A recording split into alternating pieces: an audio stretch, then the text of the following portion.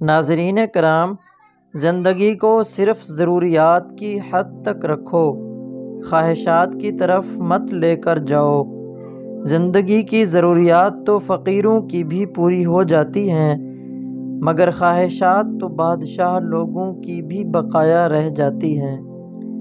مومن کی پہچان: مومن تو کھجور کے درخت کی مانند ہوتا ہے، اگر اس کا پھل کھائیں تو لطف اور مزہ آتا ہے، اگر اسے چھوڑ دیں تو خراب نہیں ہوتا، اور اگر کسی درخت کی شاخ پر گرے تو اسے کوئی نقصان نہیں پہنچاتا۔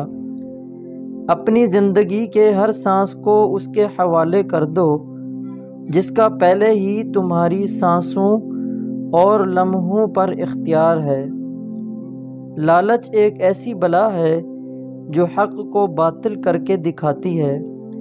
سچے لوگوں کی طرح تو لالچ سے بیزار ہو جا۔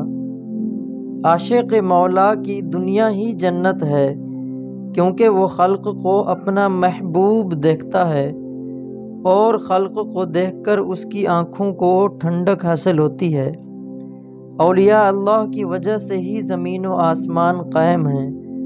مردوں اور زندوں کو قرار اولیاء اللہ کی وجہ سے حاصل ہوتا ہے۔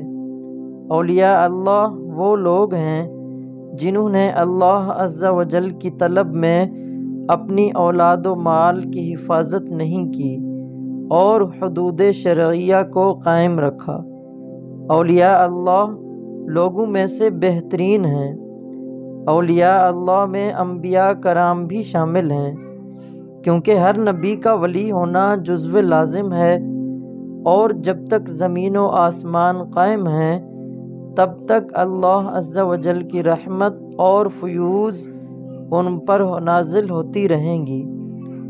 جب تتلی تمہارے اوپر آ کر بیٹھ جائے تو سمجھ جاؤ بہت جلد تمہیں ڈھیر ساری خوشیاں نصیب ہونے والی ہیں، تمہاری قسمت رنگ لانے والی ہے۔